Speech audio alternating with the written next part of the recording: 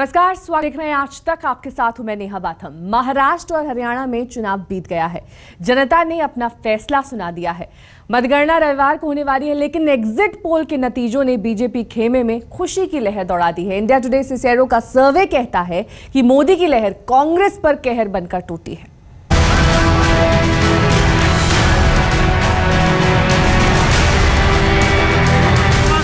महाराष्ट्र में मोदी का जलवा, एग्जिट पोल का अनुमान, मोदी की लहर कांग्रेस के लिए बनी कहर। महाराष्ट्र में पूर्ण बहुमत के साथ भाजपा की सरकार बनेगी। गजब का आत्मविश्वास, गजब की रणनीति और जनता को अपनी बात समझाने का गजब का हुनर। मेहनत, आत्मविश्वास और कुशल रणनीति का बेजोड़ मेल हैं नरेंद्र मोदी। विधानसभा चुनाव से ठीक पहले जब चुनावी पंडितों को भी लग रहा था कि शायद शिवसेना का साथ छोड़ना बीजेपी के लिए घातक साबित हो, चुनाव प्रचार की कमान खुद नरेंद्र मोदी ने संभाली। राज्य में धुआंधार प्रचार शुरू किया, हर इलाके में अपनी मौजूदगी दर्ज कराई, हर जगह अपनी उपलब्धियां बताई। महाराष्ट्र की जनता को मोदी ने अपने मैजिक से मेस्मराइज कर दिया। कम से कम एग्जिट पोल के नतीजे तो यही बताते हैं। जरा इन आंकड़ों पर नजर डालिए। महाराष्ट्र विधानसभा की 288 सीटों में से बीजेपी को करीब 124 सीटें मिलने का अनुमान है, यानी बहुमत के बेहद करीब पहुंचती नजर आ रही है बीजेपी। गौर करने की बात यह है कि इसमें बीजेपी के साथ चुनाव लड़ रहे छोटे दलों की सीटें शामिल नहीं है। उधर बीजेपी से गठबंधन टूटने के बाद अकेले चुनाव लड़ रही शिवसेना का प्रदर्शन भी 2004 और 2009 के मुकाबले बेहतर है, लेकिन वो बीजेपी से बहुत पीछे छूटती नजर आ रही है। एग्जिट पोल के नतीजों पर भरोसा करें तो लगता है कि शिवसेना को 71 सीटों पर ही संतोष करना पड़ेगा। कांग्रेस का पतन काल महाराष्ट्र में भी जारी है। यहाँ पर कांग्रेस को 35 जबकि एनसीपी को 29 सीटें मिलने का अनुमान है। थोड़ा घाटा तो राज ठाकरे की एमएनएस को भी हो सकता है, जिसे 7 सीटें मिलने का अनुमान है, जबकि अन्य दलों और निर्दलियों को 22 सीटें मिल सकती हैं। साफ है, एग्जिट पोल के नतीजे ये बताते हैं कि मोदी की आंधी में बड़े बड़े सूरमाओं के तंबू उखड़ सकते हैं। इंडिया टुडे सिसेरो की एग्जिट पोल के नतीजे बता रहे हैं कि बीजेपी अकेले दम पर महाराष्ट्र में सत्ता के बेहद करीब पहुंच रही है।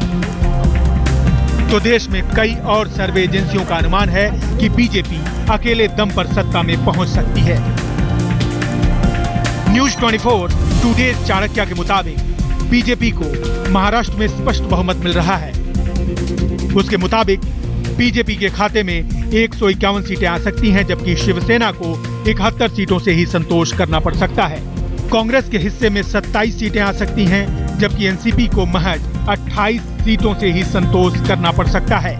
अन्य के खाते में 11 सीटें आने का अनुमान है। एबीपी निल्सन का सर्वे बीजेपी को 144 सीटें, शिवसेना को 77, कांग्रेस को 30, एनसीपी को 29 और अन्य को 8 सीटें दे रहा है।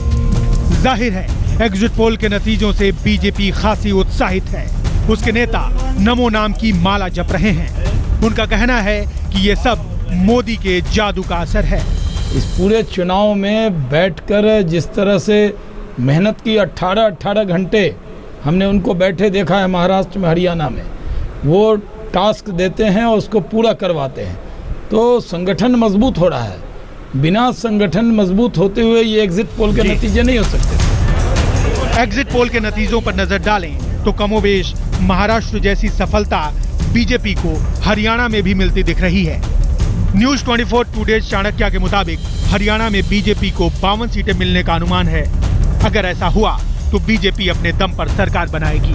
वहीं एबीपी निल्सन के मुताबिक हरियाणा में बीजेपी को 46 सीटें मिलने की उम्मीद है। अभी 5 महीने पहले केंद्र में प्रचंड बहुमत के साथ सत्ता में आए नरेंद्र मोदी की ये पहली सियासी परीक्षा थी।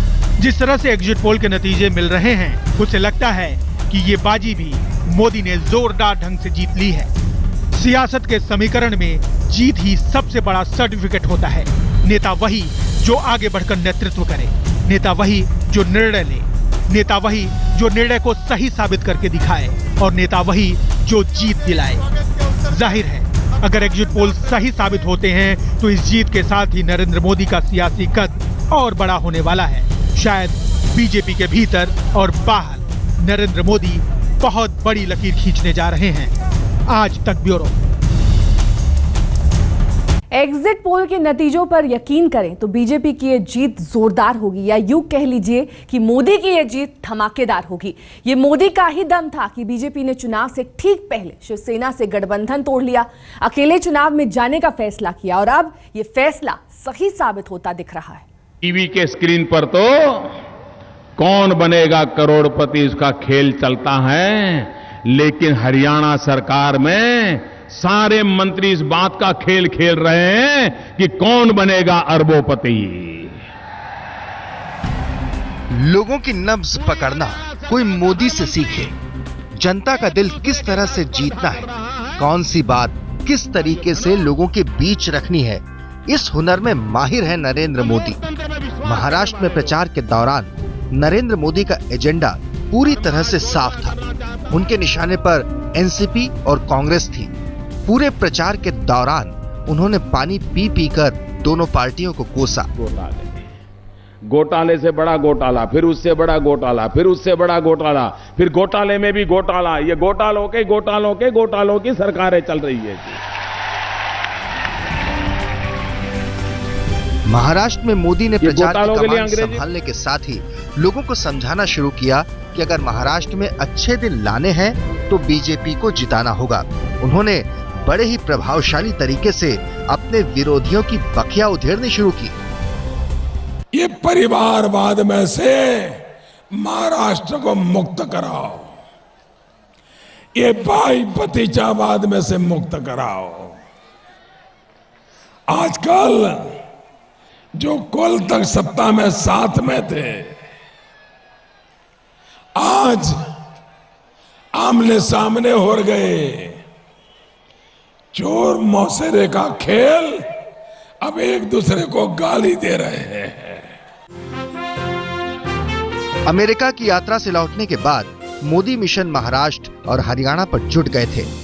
दशहरे की अगली सुबह यानी 4 अक्टूबर को प्रधानमंत्री नरेंद्र मोदी चुनावी रैलियों के लिए निकल पड़े। फिर तो अगले 10 दिनों तक वो लगातार चलते रहे, बोलते रहे। मोदी ने महाराष्ट्र में कुल 24 रैलियां की, जबकि हरियाणा में 10। पूरे प्रचार के दौरान कांग्रेस और एनसीपी के निशाने पर भी रहे नरेंद्र मोदी। सोनिया और राहुल गांधी ने खुलकर मोदी पर हमला किया। जो चुनावी वादे किए थे उससे पूरे करने के लिए क्या कोई कदम उठाए हैं? क्या महंगाई कम हुई? क्या गरीब की 2 वक्त की रोटी सस्ती हुई?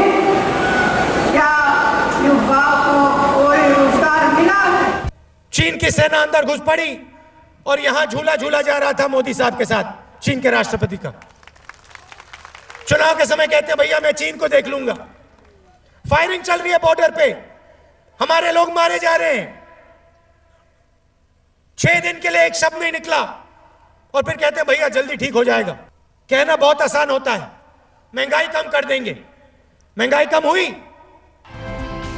इस चुनाव प्रचार के दौरान सबसे दिलचस्प रहा महाराष्ट्र में मोदी बनाम शिवसेना।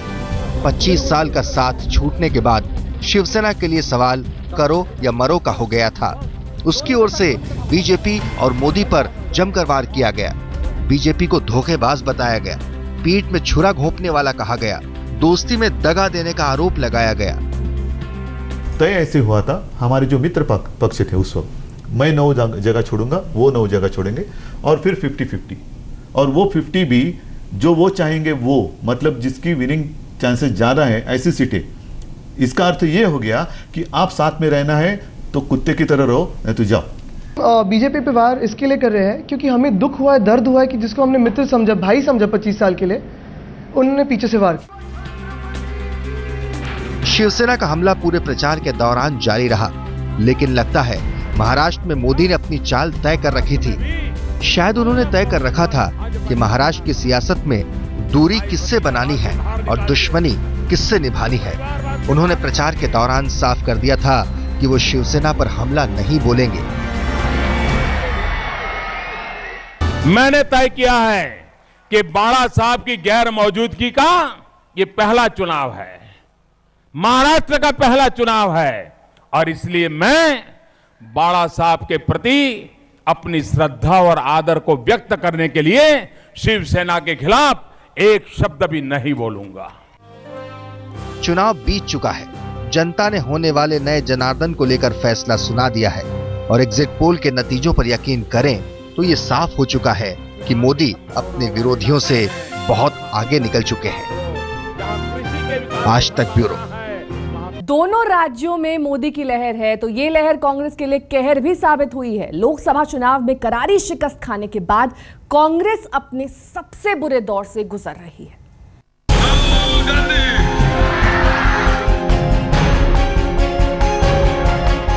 लगातार 10 साल तक केंद्र की सत्ता में रही कांग्रेस अपने सबसे बुरे दौर से गुजर रही है। लोकसभा चुनाव में करारी शिकस्त के बाद कांग्रेस को संभलने का मौका मिलता नहीं दिख रहा। एग्जिट पोल के नतीजों पर नजर डालें तो महाराष्ट्र और हरियाणा में कांग्रेस के लिए बहुत ही निराशाजनक परिणाम नजर आते हैं। इंडिया टुडे सिसिरो के मुताबिक महाराष्ट्र में कांग्रेस को महज 35 सीट से ही संतोष करना पड़ सकता है। ये कांग्रेस का सबसे निराशाजनक प्रदर्शन है। एनसीपी के साथ मिलकर पिछले 15 साल से महाराष्ट्र पर राज कर रही कांग्रेस के 2004 और 2009 के आंकड़ों पर नजर डालें तो स्थिति काफी बेहतर थी। 2004 में कांग्रेस के हिस्से आई थी 69 सीटें, जबकि 2009 में उसे महाराष्ट्र में 82 सीटें हासिल हुई थी। जाहिर है एग्जिट पोल के नतीजे अगर सही साबित होते हैं तो 35 सीट के साथ कांग्रेस काफी पिछड़ती हुई दिख रही है। पिछले चुनाव के दौरान महाराष्ट्र और हरियाणा में कांग्रेस ने भी जोरदार प्रचार किया। राहुल गांधी और सोनिया ने खूब दौरे किए, लोगों के बीच मोदी पर जोरदार हमला बोला, कांग्रेस की वापसी का भरोसा भी जताया। लेकिन लगता तो यह है कि शायद लोग अभी उनके वादे पर भरोसा करने को तैयार नहीं। ऐसे में कांग्रेस के नेता उम्मीद जता रहे हैं कि कुछ दिन बाद ही सही अच्छे दिन उनके भी आ जाएंगे। राजनीति एक मोस्ट अनप्रिडिक्टेबल चीज होती है। आज जो है कल वो रहेगा, इसकी कोई गारंटी नहीं हो सकती, और आज जो माना जा रहा है कल वो माना जाएगा, इसकी कोई गारंटी नहीं हो सकती। समय के साथ आपको बदलना पड़ता है और मैं मान रहा हूं।